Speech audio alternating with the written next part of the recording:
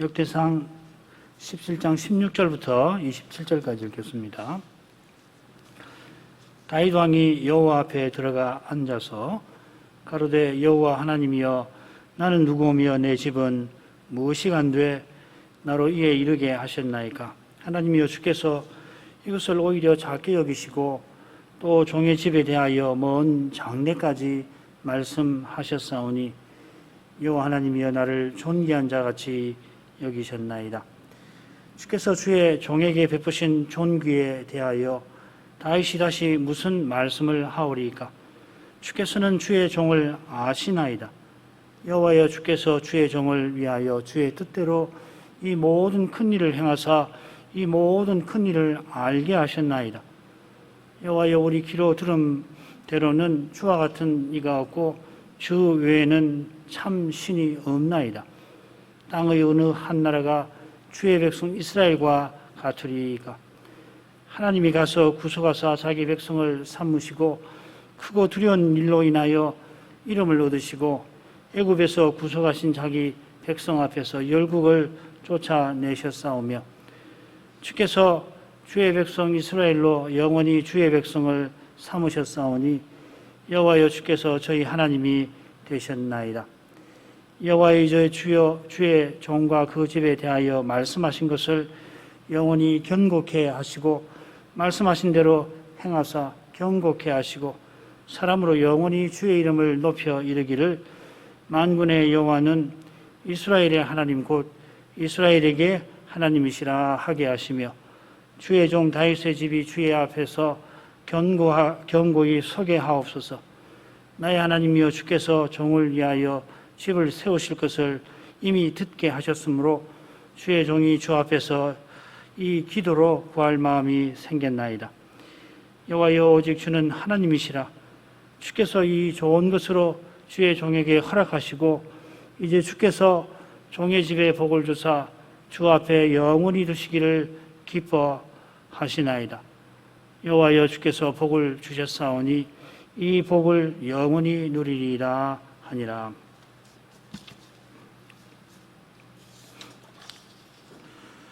나단이 주께 들은 이 모든 말씀과 이 모든 묵시대로 다윗에게 전했습니다. 15절 말씀입니다. 이 모든 말씀들이나 이 모든 묵시가 똑같이 나단이 그 밤에 받은 계시, 다윗 언약에 관한 계시를 가리킵니다. 다만 묵시라고 한 것은 선지자가 종종 밤에 보는 그 이상과 붙어 있는 표현이고, 그리고 이 이상은 오실 메시아에 관한 것입니다. 다윗 언약이 오실 메시아에 대한 묵시요 예언입니다. 나단에게 여호와의 말씀을 들은 다윗이 이어 여호와께 기도합니다. 다윗이 10번이나 하나님의 성호를 부르며 간곡히 기도합니다. 우선 간단히 이 다윗의 기도의 줄거리를 살펴보죠. 16, 17절에는 주께서 다윗과 그 집을 크게 하셨다 감사하는 내용입니다. 18절, 19절은 이 다윗의 기도가 나오고 여호와께서 알리셨다, 자기에게 알리셨다 하는 내용이 나옵니다. 그리고 20절부터 24절까지는 주와 같은 분이 없으시다 하는데 언약을 맺으셨고 이루실 것이라 그렇다고 고백을 합니다. 다시 25절에는 주께서 알리시고 그래서 다윗이 기도할 마음을 먹게 되었습니다 합니다. 그리고 26, 27절은 주께서 다윗과 그 집에 영원한 복을 베풀어 주신 것을 감사하는 내용입니다. 다윗의 기도의 내용이 참 깊습니다. 역대기 선지자나 사무엘기 선지자가 성신의 영감을 좇아서 그 핵심 내용을 각각 자신의 글에 기록하고 또 백성에게 전했겠죠. 기록된 그 말 표현 분량만큼 다윗이 기도했다 생각해서는 안 될 겁니다. 굉장히 길게 많이 기도했을 수 있을 겁니다. 아마 그럴 거예요. 다윗의 기도는 주와 같은 분이 없다고 고백하는 데에서 정점에 이룹니다. 주님만 참 신이신 것이 바로 언약을 맺고 이루어지시는 사실에 있습니다. 이 핵심 내용 20절부터 24절 내용 앞뒤로 여호와와 다윗의 그 친밀한 교제, 여호와는 알리시고 다윗은 아뢰는 그 관계가 특별히 언급이 되어 있는데, 이 점에서 다윗도 그리고 다윗의 집도 중요합니다. 그 내용이 이 단락 처음과 끝에 나옵니다. 이 기도에서 다윗은 여호와께서 장사 보내실 메시아를 통하여 언약을 영원히 이루실 것을 간절히 바라보고 있습니다. 16, 17절을 읽겠습니다. 다윗 왕이 여호와 앞에 들어가 앉아서 가로되 여호와 하나님이여 나는 누구오며 내 집은 무엇이간데 나로 이에 이르게 하셨나이까. 하나님이 주께서 이것을 오히려 작게 여기시고 또 종의 집에 대하여 먼 장래까지 말씀하셨사오니 여호와 하나님이여 나를 존귀한 자같이 여기셨나이다. 다윗이 여호와 앞에 들어가 앉아서 기도합니다. 다윗이 들어가 앉았다 했는데 그곳은 아마 언약궤를 모신 장막과 관련된 곳, 장소일 겁니다.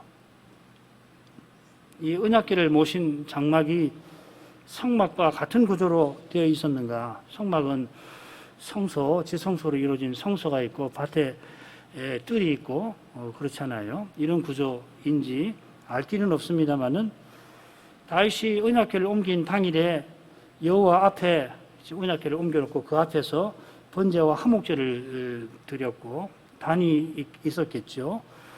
이후에 매일 여호와의 궤 앞에서 제사장과 레위인이 섬기도록 찬송하게 한 데서 그 구조를 짐작할 뿐입니다. 아마 언약궤를 모신 장막 앞에 특별한 장소가 있어서 당일에 제사 드리고 매일 찬송하게 했을 겁니다. 그 특별한 장소가 이 성막에서 이 번제단 있는 이 뜰과 같은 곳일 것이라 짐작합니다.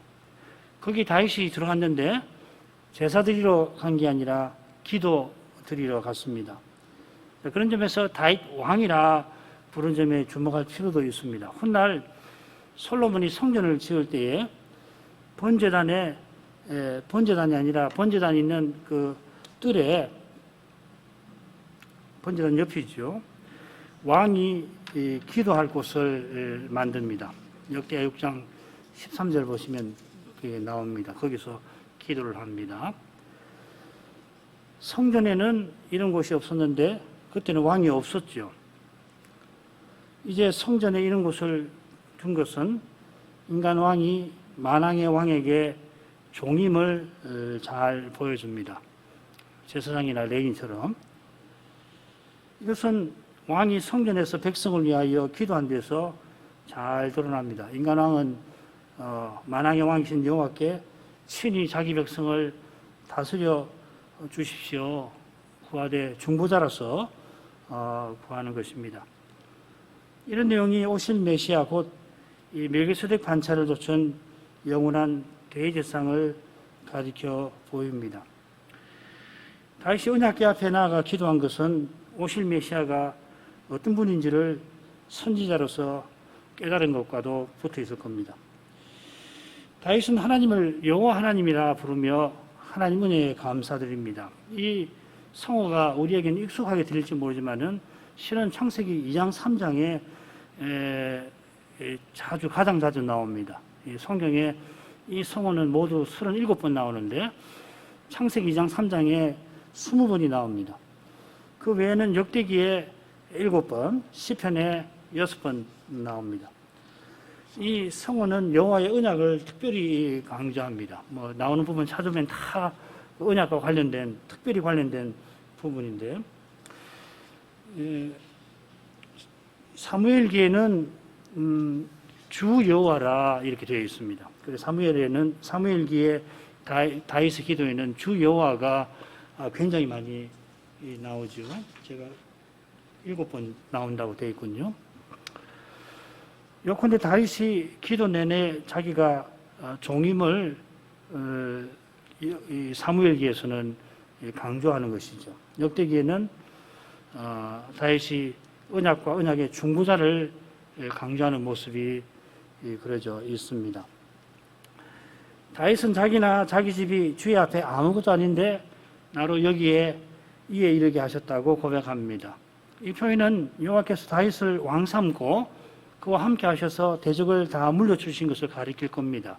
그리고 이것은 결국 다윗이 하나님께 성전을 지어드릴 뜻을 밝힐 수 있게 하신 것입니다. 다윗은 사울과 달리 자기 왕조 하나를 세우려고 한 게 아닙니다. 여기 이르게 하셨다는 표현이 재미있는데 다윗이 여호와 앞에 들어갔다 하는 것과 짝을 이룹니다. 같은 동사인데 하나는 사역형으로 이르게 하셨다는 것은 이 사역형으로 표현을 했습니다. 다윗이 지금 여호와 앞에 들어가 기도한 것은 오직 여호와께서 거기 이르게 하신 덕분입니다. 오직 여호와의 은혜에 속합니다. 스스로는 주의 앞에 아무것도 아닙니다. 목동이어서 아무것도 아닌 게 아니라 왕이라도 주의 앞에서는 스스로 아무것도 똑같이 아무것도 아닙니다. 하나님 뜻에 쓰임을 받지 못하면은 소명을 받들지를 못하면은 어떤 형편 관계 일을 맡았더라도 그 자체가 주의 앞에 아무것도 아닙니다. 사람으로서는 뭐 평안하게 형통하게 남부러울 것 없이 몸도 건강하게 잘 살지 모르지만 아무것도 아닌 것이에요.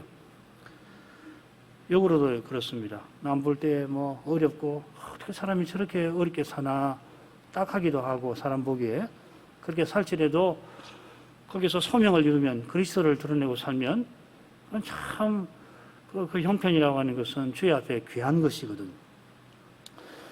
하나님께서 이미 베푸신 것이 다윗의 분수에 넘칩니다마는 주께서 이것을 오히려 작게 여기십니다. 이것은 종의 집에 대하여 먼 장래까지 말씀하신 내용과 붙어 있습니다. 다윗의 후손들로 여호와를 위하여 성전 짓게 하실 뿐만 아니라 다윗의 후손을 놀랍게도 여호와의 집, 성전과 나라에 세우실 것입니다. 다윗을 통하여 메시아를 보내실 겁니다. 다윗이 아브라함이나 모세나 사무엘처럼 메시아를 간절히 바라보며 여태까지 살아왔는데 그 메시아가 자기 후손으로 오실 것입니다. 물론 뭐 유다 지파에서 메시아가 난다는 건 알지만은 유다 지파 중에 다윗 집에서 오시는 것입니다. 메시아의 위가 영원히 견고할 텐데 그 위가 곧 다윗의 위입니다. 성경에 여러 군데서 다윗의 위라고 표현을 하고 있죠. 다윗은 열조처럼 세상을 언젠간 떠나야 합니다. 게다가 다윗은 이미 요압 같은 불의의 자식들로 어려움을 이미 겪고 있을 뿐만 아니라 곧 자기 죄로 실로 큰 어려움을 겪게 될 겁니다. 그 어려움은 자기 아들 압살롬의 반역으로 생길 겁니다. 다윗의 집이 왕가가 인생들의 죄로 늘 흔들리지 않을 수가 없습니다. 가령 장남 암논이 형제 압살롬의 누이, 자기 누이잖아요. 이복 누이인데 다말을 욕보인 일이 또 벌어지죠. 그러나 하나님께서 다윗의 집에서 메시아가 나와서 그 위가 영원히 견고하리라 하십니다. 이것은 다윗이 바라고 바라던 영원한 구원을 가리킵니다. 이 영원한 구원에 비추면은 자기가 왕이 되어서 이처럼 기도하는 것은 작은 일입니다. 우리가 지금 누리는 구원이 얼마나 큰 것인지 장차 그리스도와 같아지게 하실 때에 드러날 것입니다. 그처럼 장차 그리스도를 배울 그때에 비하면 지금 우리가 그리스도를 드러내는 일은 참 미미합니다. 우리 행하는 일 그 자체로 무슨 의미가 있을까? 그리스도를 드러내는 거 빼면은 아무것도 아니거든요. 왜냐하면 다 사라져 버리니까. 바울 사도 같은 이가 그렇게까지 그리스도를 드러냈습니다마는 청동 거울로 보는 것과 같을 뿐이라 했으니 연약한 우리는 이 점에서 말할 것이 없습니다. 17절 후반절이 해석하기가 어렵습니다. 뭐 어떤 사람은 이 원문이 파괴가 됐을 거다, 뭐 그렇게 말하는 학자도 있는데 그거는 뭐 받아들일 수 없는 내용이고요. 내용은 관심 있는 분들은 돌아가셔서 읽어보시고 특별히 사무엘하 7장에 나오는 말씀과도 관련되어 있는데 읽어보시고 결론만 말씀드리겠습니다. 여러 가지를 살필 때에 한글 개역처럼 나를 존귀한 자 같이 여기셨다 새기는 것이 가장 무난합니다. 두 번째 부분으로 하지요. 18, 19절 주께서 주의 종에게 베푸신 존귀에 대하여 다윗이 다시 무슨 말씀을 하오리까? 주께서는 주의 종을 아시나이다. 여호와여 주께서 주의 종을 위하여 주의 뜻대로 이 모든 일을 향하사 이 모든 큰 일을 알게 하셨나이다. 이 부분은 다윗이 자신의 기도에 관하여 언급하면서 여호와께서 그 뜻을 자기에게 알리셨다는 것을 강조합니다. 말씀드린 대로 25절에 똑같은 주제가 나옵니다. 다윗은 주께서 자기 종에게 베푸신 존귀, 영광이라는 말인데 여기 존귀라고 번역했습니다. 거기에 대하여 무슨 말씀을 드려야 할지 모르는 심정, 더 기도를 어떻게 기도드려야 할지 모르는 심정입니다. 이 영광은 주의 뜻을 받들게 하신 영광입니다. 다윗이 얼마나 충직한 종인지 잘 드러나고 있습니다. 오실 메시아가 실로 충직한 종이신데 다윗이 오실 메시아를 믿고 바란 만큼 여호와께 신실하였던 것입니다. 그처럼 자기 몸에서 오실 메시아가 와서 하나님의 집과 나라의 세움을 받아 영원한 구원을 이루신다 하니 다윗에게 이보다 큰 영광이 없습니다. 그처럼 우리가 오실 메시아의 몸에 속해서 그 지체로 사는 것만큼 영광스러운 일이 없습니다. 고린도전서 2장 7절이 그 말씀이죠. 이 영광스러움을 맛본 사람은 다윗처럼 주님께 무슨 드린 말씀이 없는 그러한 심정, 감사의 심정에 이를 것입니다. 이런 심정이 주께서는 주의 종을 아시나이다 하는 고백에 묻어나옵니다. 여기 아신다는 것은 주께서 사랑하신다 하는 뜻이 아닐 수가 없을 겁니다. 여기에 언약 관계에 핵심이 있습니다. 고린도전서 8장 3절 또 누구든지 하나님을 사랑하면 이 사람은 하나님의 아시는 바 되었느니라. 사람이 하나님을 사랑한다는 것은 하나님이 그를 먼저 사랑하신 데 있다는 말씀일 것입니다. 영생은 하나님과 그리스도를 아는 것이라 하신 뜻도 같은 것입니다. 주께서 다윗을 사랑하셔서 주의 종을 위하여 이 모든 큰 일을 행하셨습니다. 주의 뜻대로 행하신 건데 물론 그 뜻은 우리를 향한 사랑에서 나온 것이라 우리의 유익을 위하시는 뜻입니다. 이 모든 큰 일을 행하사 이 모든 큰 일을 알게 하셨다 이렇게 번역되어 있는데 사실 앞에는 큰 일이 아니라 이 모든 크심이라 이렇게 되어 있습니다. 이 모든 크심을 이루사 역대의 상 29장 11절에서는 같은 표현을 광대하심이라 크심이라 번역을 했습니다. 이 모든 크심을 이루사 혹은 드러내사 이 모든 큰 일을 알게 하셨나이다 이렇게 새기면 나을 것 같습니다. 다윗에게 큰 이름을 만들어 주려 하신 데에서 여호와의 크심이 드러났습니다. 다윗에게 큰 이름을 만들어 주려고 다윗의 후손으로 여호와께서 친히 오실 만큼 낮아진 데서 그분이 실로 높으심을 드러냅니다. 이것이 하나님 나라의 정신이기도 하죠. 주께서 친히 행하실 위대한 일들을 다윗에게 알리셨습니다. 여호와께서 다윗과 언약 맺으신 것을 가리킨 겁니다. 이 사실이 있어서 다윗이 여호와를 나의 하나님이라 부릅니다. 25절에 아마 그렇게 되어 있죠. 여호와께서 다윗을 이렇게 사랑하십니다. 가운데 부분으로 갑니다. 27부터 24절. 여호와여 우리 귀로 들은 대로는 주와 같은 이가 없고 주 외에는 참신이 없나이다. 땅의 어느 한 나라가 주의 백성 이스라엘과 같으리이까. 하나님이 가서 구속하사 자기 백성을 삼으시고 크고 두려운 일로 인하여 이름을 얻으시고 애굽에서 구속하신 자기 백성 앞에서 열국을 쫓아내셨사오며 주께서 주의 백성 이스라엘로 영원히 주의 백성을 삼으셨사오니 여호와여 주께서 저희 하나님이 되셨나이다. 여호와여 이제 주의 종과 그 집에 대하여 말씀하신 것을 영원히 견고케 하시며 말씀하신 대로 행하사 견고케 하시고 사람으로 영원히 주의 이름을 높여 이르기를 만군의 여호와는 이스라엘의 하나님 곧 이스라엘에게 하나님이시라 하게 하시며 주의 종 다윗의 집이 주 앞에서 견고히 하게 하옵소서. 참 간단히 오늘 살피지만은 굉장한 내용이 사실 여기 담겨 있습니다. 우선 20절에서 다윗은 우리 귀로 들은 대로 하면서 여호와의 거룩하심을 고백합니다. 23절에서 마찬가지로 하나님께서 말씀하신 대로 행하셔서 신이 그 거룩한 영광을 드러내 주십시오 고합니다. 중간에는 여호와께서 이스라엘과 언약 맺으신 일을 강조하며 고백합니다. 여호와께서 이 모든 큰 일을 알게 하셨다 했는데 우리 귀로 들은 모든 것대로 하였습니다. 지금 여호와께서 다윗에게 알게 하신 일들은 다윗과 그 백성이 이미 귀로 들은 모든 것과 같습니다. 21, 22절에 우리 귀로 들은 모든 것이 나옵니다. 그 모든 것은 이 출애굽과 시내산 언약에 관한 것입니다. 이미 거기서 주와 같은 이가 없고 주 외에 참 신이 없는 사실이 드러났습니다. 그처럼 이후 역사에서 이 사실이 계속해서 입증이 되었습니다. 우리가 살핀 시편 106편에서 교훈하고 있듯이 특히 이 배도하는 자기 백성을 길이 참고 신이 언약 이루시는 데에서 여호와의 거룩하심이 환히 드러났습니다.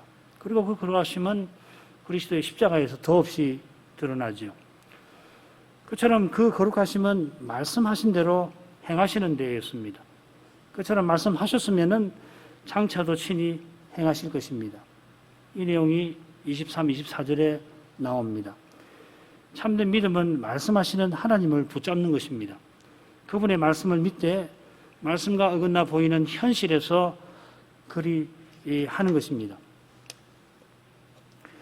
여기서 하나님만 온전히 믿는 믿음의 본질이 잘 드러나는 겁니다. 다윗은 주의 백성들이 들었던 모든 것을 출애굽과 시내산 언약으로 요약합니다. 이스라엘이 주의 백성으로서 세상 어느 나라와 다릅니다. 여호와 같은 분이 없으신데 그 여호와의 백성 삼아주신 까닭에 이스라엘 같은 나라도 없는 겁니다. 우리의 독특함이 여호와의 독특하심에 있습니다. 우리의 가치 의미는 오직 하나님께 있습니다. 게다가 하나님께서 가서 구속하사 자기 백성 삼으셨습니다. 세계가 다 내게 속하였다 창조 주시니까 그러고서 이스라엘을 열국 중에서 빼내어서 내 소유를 삼으셨습니다. 이것을 위해서 이집트에서 자기 백성을 구속하시고 열방을 자기 앞에서 쫓아내는 크고 두려운 일을 행하여서 친히 여호와이심을 드러내셨습니다.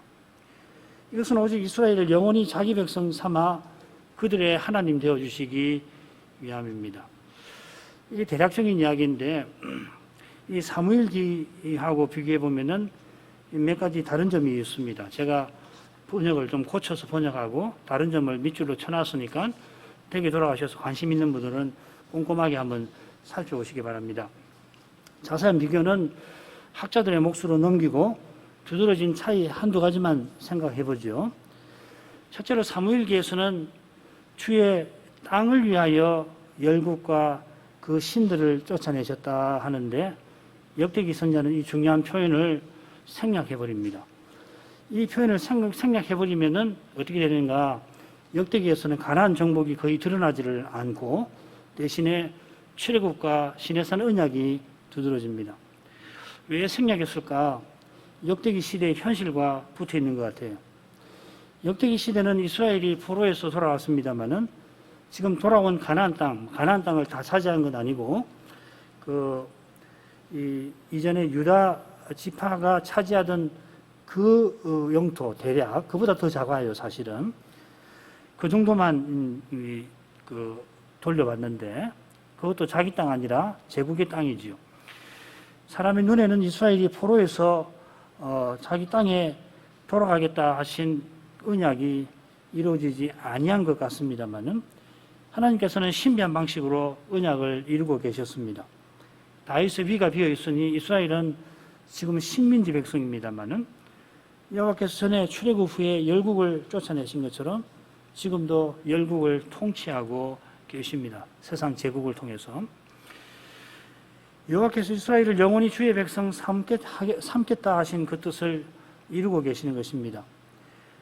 다윗이 말씀하신 대로 장차 행하여 주십시오 간구했는데 여호와께서 다윗의 기도를 기억하시고 다윗이 구한 대로 지금 역대기 시대에도 행하고 계시는 것입니다. 역대기 시대의 현실은 말씀과 어긋나 보입니다. 다윗의 위가 비어있고 다윗의 언약이 실패한 것처럼 보입니다. 자기 왕이 없는 이들을 세상 왕이 총독들을 통하여 압제합니다. 그러나 포로에서러운 이들이 이미 성전을 세웠습니다. 이 제2 성전은 메시아 오시기까지 서 있을 것입니다. 참 메시아가 참 성전으로 오실 것입니다. 동시에 그분은 다윗의 자손으로 다윗의 위에 영원히 오르실 것입니다. 둘째로 역대기 선자는 여호와께서 이스라엘의 하나님이심을 강조하고 있습니다. 하나님께서 친히 언약을 이루셔서 사람들이 찬송하게 하실 겁니다. 그들의 찬송은 만군의 여호와 이스라엘의 하나님께서 이스라엘을 위하시는 하나님이시라 하는 것입니다. 우리 번역하고 조금 다르게 제가 했죠. 우리 성경에는 만군의 여호와는 이스라엘의 하나님 곧 이스라엘에게 하나님이시라 이렇게 번역했는데 그거보다는 만군의 여호와 이스라엘의 하나님께서 이스라엘을 위하시는 하나님이시라 이렇게 새기는 것이 찬송 내용으로 좋을 것 같습니다. 역대기에 여호와 이스라엘의 하나님이 30번이나 나옵니다. 역대기에 온 이스라엘이 자주 나오는 것과 더불어 여호와 이스라엘의 하나님의 성호는 중요한 의미를 가집니다. 잘 아시는 대로 솔로몬 사후에 이스라엘은 남유다와 북이스라엘로 분열되고 북이스라엘은 남왕조보다 140년 정도 먼저 망합니다. 이후 포로에서 돌아온 사람들은 대개 유다와 베냐민 사람 지파들이고 그들이 돌아와서 살던 식민지 영토도 전에 유다 나라와 비슷합니다. 그보다 좀 적습니다. 그런데 역대기 선지자는 먼저 족보를 쭉 쓰면서 9장 1절에 뭐라고 요약하냐면은 온 이스라엘이 그 보기대로 계수되었다. 온 이스라엘의 모습을 족보에서 제시합니다. 북이스라엘의 지파들 중에서 돌아온 사람들은 얼마 되질 않지만은 그들의 지파도 유다와 베냐민과 레위 지파와 함께 온 이스라엘의 족보에 다 나옵니다. 빠짐없이.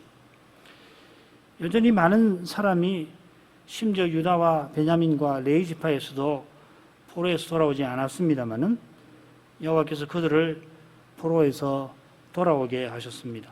그들이 여전히 제국의 종에 불과하지만은 그분은 여전히 이스라엘을 위하시는 하나님으로 계십니다. 25절 나의 하나님이여 주께서 종을 위하여 집을 세우실 것을 이미 듣게 하셨으므로 주의 종이 주 앞에서 이 기도로 구할 마음이 생겼나이다. 다윗이 나의 하나님 한 것은 자기가 중보자라고 하는 것을 밝힙니다. 구약을 다 보시면은 아무나 나의 하나님이라고 하지 않고 이 중보 직분에 있는 사람만 이 용어를 씁니다. 듣게 하셨다 번역됐는데 말 그대로 옮기면은 귀를 연다. 그래서 듣게 하셨다 그렇게 새겼는데 알리셨다 하는 말입니다. 계시하셨다 하는 표현입니다. 19절에 여호와께서 주의 종 다윗을 위하여 이 모든 일을 알게 하셨다 했는데 여기서도 여호와께서 자기 종에게 다윗에게 알리셨다 하였습니다. 하나님께서 자기 종 다윗을 위하여 집을 세우실 거라 약속하셨습니다. 그 약속을 믿고 다윗은 바로 앞에서 주의 종 다윗의 집이 주 앞에서 견고히 서게 하옵소서 바로 앞에서 기도했지요. 주님의 말씀을 듣고서 다윗이 기도로 구할 마음이 생겼습니다. 하나님께서 먼저 말씀하셔서 우리가 하나님께 말씀을 드립니다. 이게 언약관계의 요약입니다. 하나님께서 친히 언약을 세우신 것처럼 우리가 하나님께 기도할 자격도 주시고 기도할 심정, 지혜, 힘도 주십니다. 우리가 하나님 이름을 부르고 사는 것이 큰 복인데 하나님이 이 복을 우리에게 주실 때 심지어 우리에게 기도하라고 명령을 하십니다. 기도하라고 명령하셨다는 것은 이미 기도할 힘, 자격과 힘을 주셨다 하는 것입니다. 그처럼 하나님이 명령하시는 것은 우리가 게을러 기도하지 아니하기 때문입니다. 하나님이 명령하셔서 우리들어 기도하게 하시는 것입니다. 그처럼 약속을 해주셔서 기도할, 구할 마음을 품게 하십니다. 우리가 약속하신 복을 바라는 마음을 품고 그래서 약속하신 하나님을 더욱 가까이 하게 하십니다. 이 하나님이 우리가 바라는 모든 복이십니다. 하나님을 가까이 하는 것이 내게 복이라. 26, 17절 있습니다. 여호와여 오직 주는 하나님이시라. 주께서 이 모든 것으로 주의 종에게 허락하시고 이제 주께서 종의 집에 복을 주사 주 앞에 영원히 두시기를 기뻐하시나이다. 여호와여 주께서 복을 주셨사오니 이 복을 영원히 누리리라 하니라. 다윗이 나는 누구며 내 집은 무엇입니까? 아무것도 아닙니다. 기도를 이렇게 시작하는데 오직 주님이 하나님이십니다 하고 기도를 마칩니다. 그처럼 기도 한가운데 주와 같은 분은 아니 계십니다 하고 고백했습니다. 여호와께서 홀로 하나님이심은 이 모든 이 좋은 것으로 주의 종에게 허락하시고 주의 집에 복을 주신 사실에 게다가 복 주기를 기뻐하신 사실에 있습니다. 이 대목에서 사무엘기 선지자는 주께서 말씀하신 사실을 두 번이나 강조합니다. 사무엘하 7장 28절 29절이 바로 그 내용인데 28절에도 29절에도 하나님 말씀이라는 언급이 있습니다. 아마도 역대기 선지자가 말씀하신 사실을 생략하고 복을 주셨다 언급한 것은 다윗의 언약이 자기 시대에 이루어지고 있음을 강조하려 하는 것 같습니다. 복 주기를 기뻐하신 하나님께서 영원히 다윗의 집을 주의 앞에 주실 것이라. 그분은 참 하나님이십니다. 다윗이 감사하는 복은 결국 자기 후손으로 오시는 메시아가 영원히 통치하실 그 사실입니다. 그 사실을 위해서 여호와께서 지금 다윗을 왕으로 세우시고 그의 집을 견고히 세우십니다. 이것이 다윗이 언약궤를 예루살렘에 모신 다음에 드린 찬송의 주제이기도 합니다. 여호와께 감사하라. 그는 선하시며 그 인자심이 영원하미로다. 같이 기도하겠습니다. 거룩하신 아버지, 역대기 선지자가 600년 전에 있었던 다윗의 언약과 또 다윗의 기도에 관하여 기록하고 또 자기 백성에게 전파하면서 어떻게 믿음으로 자기 시대를 이기고 나갔는지를 살피게 하셨습니다.